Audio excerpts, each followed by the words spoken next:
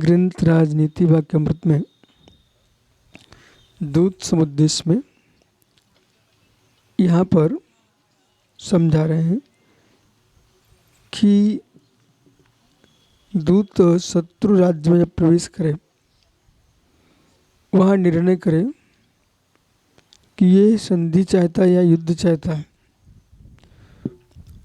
और यदि वो रोके भी उस युद्ध चाह रहा है तो बिना पूछे वहाँ से निकल जाए।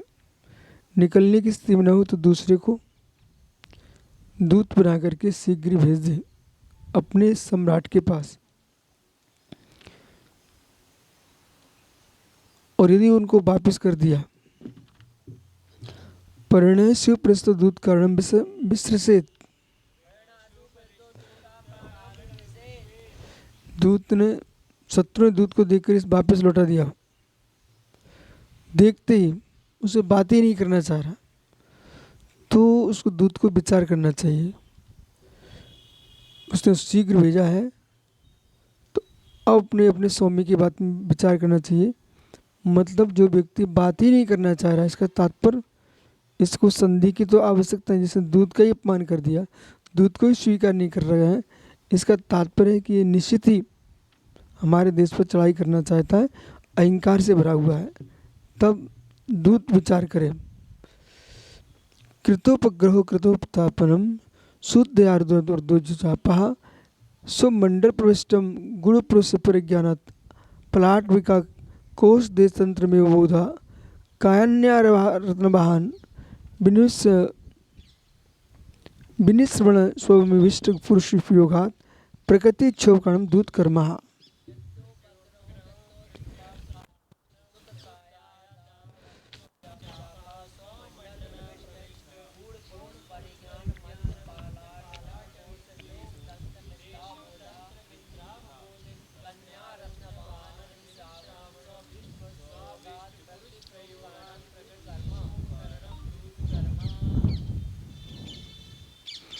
अब ये दूत का कर्म क्या है, क्या क्या विचार करें। कृतोत्थापनम, तो दूत स्वामी का हितार्थ शत्रु राजा के यहाँ ठहर करके इन विचारों पर विचार करें। शत्रु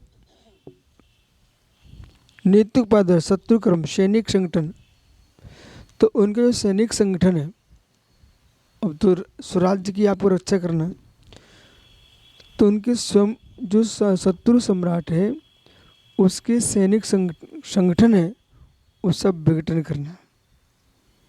मूल शक्ति क्या है? सेना। तो ये राजनीति है, तो उनके शत्रु का जो कार्य सेना है, उस सैनिकों जो संगठन है उसको नष्ट करना। प्रायकर देखा ही जाता है, मारे कौन जाते सैनिक।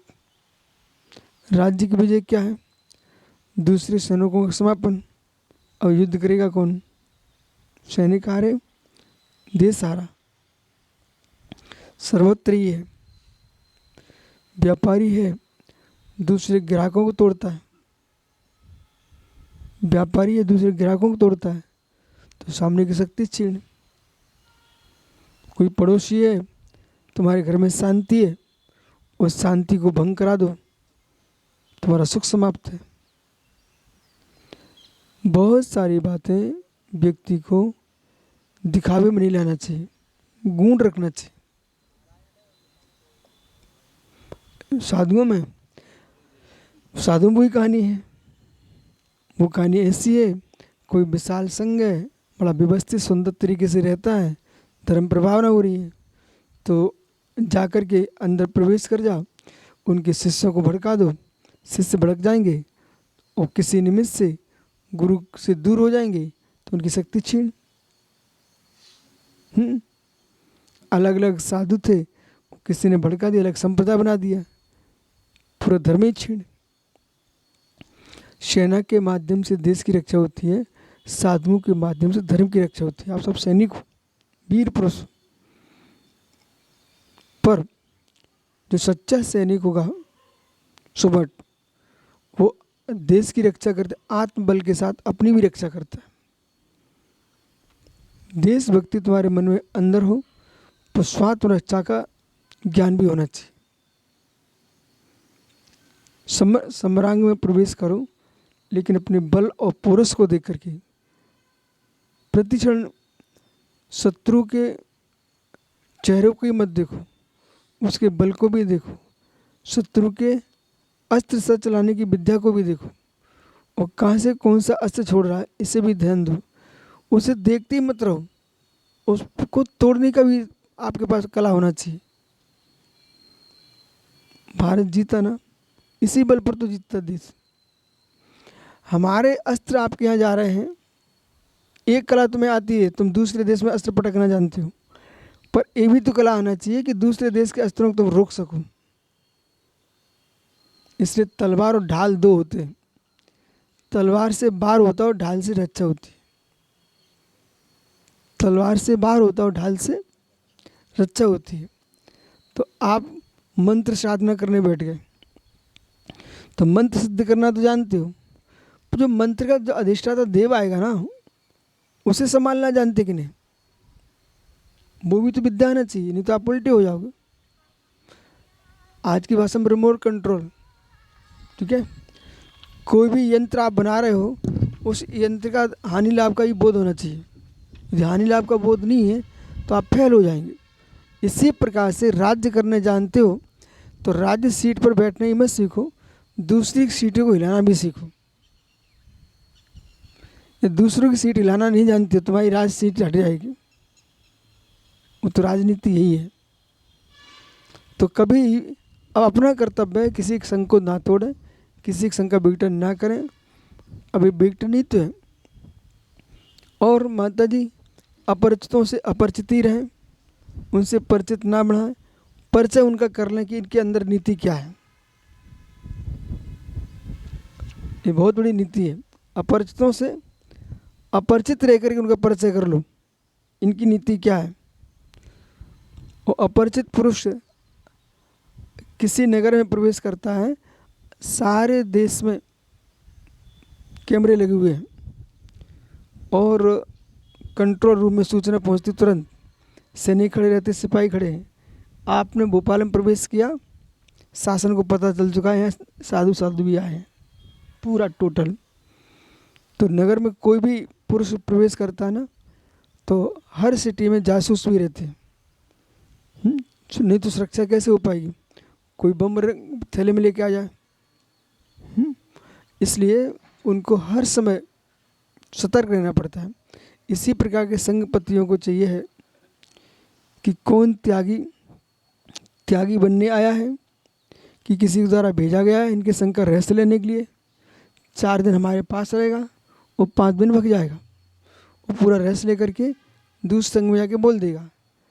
और उन्होंने एक की कमी पकड़ करके उपगुण स्थितिकरण तो लोगों ने पता नहीं कौन से कोने में रख दिए हैं। इस प्रकार से प्रचार दुष्प्रचार मोबाइलों पर, पेपरों में जो प्रवृत्ति चल रही है, इससे धर्म का नाश है। सुपर में विवेक पूर्वक विचार करना चाहिए और जीवन में कभी भी साता के काल में किसी की असाता को देख करके फूलना नहीं चाहिए। कब तुम्हारा समय बदल जाएगा वो तुम्हारे ऊपर विघटित होगा। हुआ कि नहीं? इसलिए कभी भी किसी भी व्यक्ति को दुखी देख करके फूलो मत। जो पुष्प की कली मुस्कुरा रही थी ना, पत्थर पे हथौड़े पड़ते देख करके, उसी कली को उसके चरणों में द्रव बन के झुकना पड़ा। समय बदलता है, समय बदलता है। सुन बालक, इन वृद्धों को देख के मुस्कुराना नहीं बेटा, उनका दिन है वो तुम्हारा भी आएगा। इसलिए अपन को हर समय संभल के चलना, वृद्धों का सम्मान रखना, बराबर वालों से प्रेम रखना, छोटों से स्नेह रखना। ये नीति जिसके पास है वो जीवन में सफल होगा। वृद्धों का सम्मान, बराबर वालों से प्रेम, छोटों से स्नेह, जो करना जानता है वो राज्य भी कर सकता है, साधु तो संघ भी चला सकता है, और समाज का अध्यक्ष तो समाज चला सकता है। जो मात अपने सम्मान के भूखा है वो कुछ भी नहीं कर सकता। जैसा सम्मान की दृष्टि अपनी और दूसरे की भी रखना चाहिए। तो शत्रु सबसे मूल बिंदु सैनिक संगठन को नष्ट करना, कृत्योपग्रह कृत्यो उत्थापनम, और राजनीतिक उपाय द्वारा शत्रु का अनर्थ करना। शत्रु विरुद्ध क्रुद्ध लुब्ध भीत, ये थोड़ी बातें ध्यान दो। क्रुद्ध, जो आपसे क्रुद्ध है उस पर विशेष निगरानी रखो।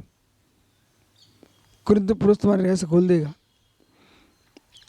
संघ में कोई साधु है, माता जी, कोई माता जी हैं, ब्रह्मचारी बहनें हैं, मुनिराज इधर सिर्फ ब्रह्मचारी हैं, छुल्लक हिलक जो भी होंगे, जब ये क्रुद्ध हो ना तो फिर उनके पास निगरानी लगा देना चाहिए।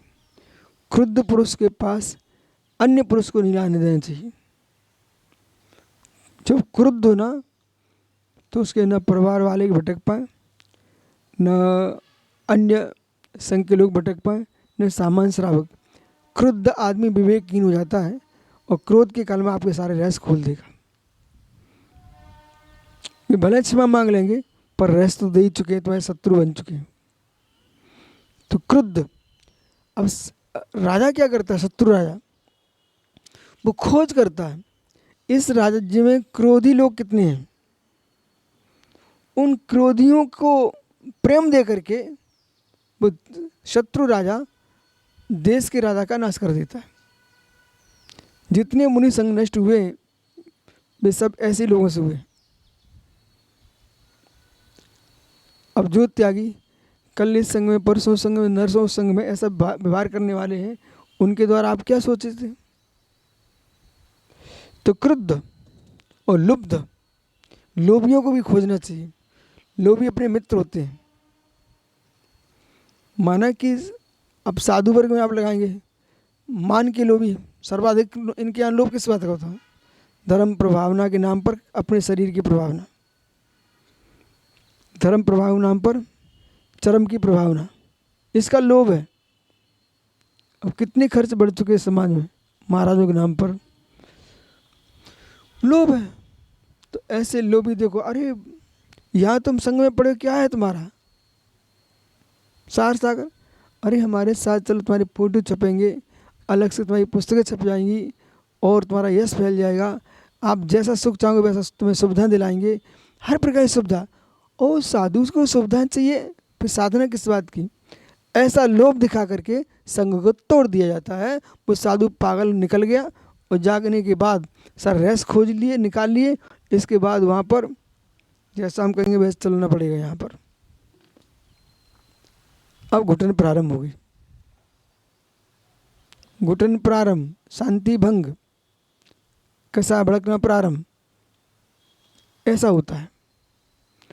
देश, किसी के देश का नाश करना तो लोभियों की खोज करना चाहिए, संघ का नाश करना तो लोभियों की खोज करना चाहिए। और निंदा रसालु, 24 घंटे जो अपने सम्राट की निंदा करें तो राजा की निंदा करें, गुरु की निंदा करें। गुरु आलोचक, ये संघ द्रोही, जैसे राजद्रोही होता ना, संघ द्रोही, ये पूर्ण संघ का क्षय कर देगा।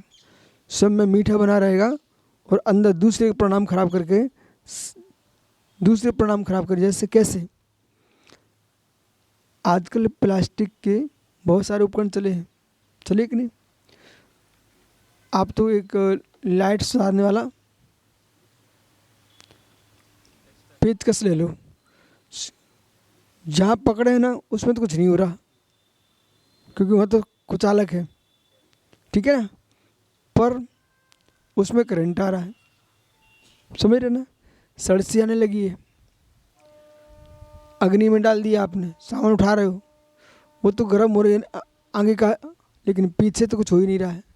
तो ऐसे कुछ लोग अपने आप में तो कुचालक हैं, स्वयं तो ठंडे रहते हैं और दूसरों भड़का भड़का करके उसको गर्म करते रहते हैं। जैसे घर में क्या होती है वो चिमीटा, रोटियों को सड़सी चिमीटा, रोटियां तो गर्म करता रहता है, रोटियां सिकें वो पीछे ठंडा है, हाथ उसके जल नहीं रहे। ऐसे कुछ लोग चिमीटे जैसे होते हैं, दूसरे को गर्म करते रहते हैं, उसमें हम ठंडे रहते हैं। सबके हाथ में पकड़े, सब पकड़े उसको, सब पकड़े, सबके रसोई बनाने वाले का वो मीठा बना बैठा है, उसके हाथ नहीं जल रहे हैं, और रोटी को सेक रहा है। ऐसे सुनो मेंक सागर जी, नियोग नियोग तुम्हें ऐसे लोग मिलेंगे बेटा, स्वयं ठंडे रहेंगे और तुम्हें जला देंगे। सुन रहे हैं महात्मा जी, सिद्धार्थ जी? ऐसे देश में बहुत लोग हैं, बहुत लोग हैं। हाँ, ओ निर्गंत गुरु, स्वयं ठंडे रहना, दूसरे को जला देना। ये षडांसी नीति है। कौन सी नीति है? अरे नाम देना अपने हाथ का काम है, ठीक है। जो उन्होंने सिंदूर नाम दे दिया, वो नाम अपना देना अपना काम है। कितने सारे न्याय हैं, बीजांकुर न्याय, गुणांकुर न्याय, तो ये क्या षडांसी न्याय, चमीटा न्याय, ठीक है, चमीटा न्याय है। सब में ठंडे रहना और दूसरे को जलवा देना, सेक देना। तो कुछ लोग ऐसे बैठे रहेंगे, दूसरे को गुस्सा दिलाते रहेंगे और सब ठंडे बैठे रहेंगे। ऐसे लोग जगत में यहाँ बैठे हुए ना, वहाँ तुमसे मिल के आ गए, तुम्हें फंसा के आ गए। एक व्यक्ति ने ताश खेली, वहाँ जाकर बैठ गया और जुआ खेलने लग गए, और धीरे से वहाँ से उठ कर निकल गया। वे सब खिलाए, उनको छोड़ गया खेलते, और पुलिस को लेकर के शिकायत करके आए, उनको पकड़वा दिया सबको। एक महात्मा जी थे, वो संघ में क्या किए, बोले सेवा किए थोड़ी, तो सब साधु तुम्हारी सेवा में लग गए, और धीरे से वे खिसक गए। गुरु महाराज से बोले, देखो वे महाराज सबसे सेवा करवा रहे हैं, ठीक है। पर मैं था वहाँ पर, मैंने कहा भाई गुरु जी इनसे पूछो सबसे पहले हाथ किसने लगाया था, शुरू किसने किया था। यही सज्जन शुरू करके और धीरे से खिसक करके आपके पास पहुंच गए। इनसे पूछो शुरू किसने की थी, है? तो ये विद्या आपके पास होना चाहिए, गधे की बात मानी क्यों? सुन बालक, ये नीति सीख, ऊंट गधे की कथा विश्व में प्रसिद्ध होना चाहिए।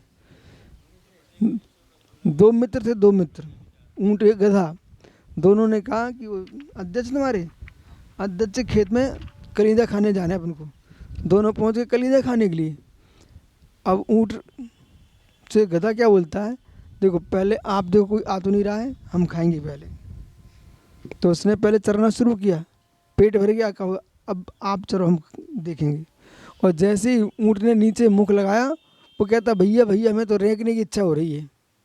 बोले ठहर, रुक रुक भाई रुक। बोले नहीं हमें तो रेंकना है। बोले एक आध तो खा लेने दे। उसने रेंकना शुरू किया, जोर से चिल्लाया। उधर अध्यक्ष को सुनाई पड़ गया, पहुँचे, और वो तो भग गया बेचारा, ऊँट पिटा। तो ऐसे ही गधे की बातें नहीं मानने, अपन को नहीं पिटना पड़ता है, ठीक से।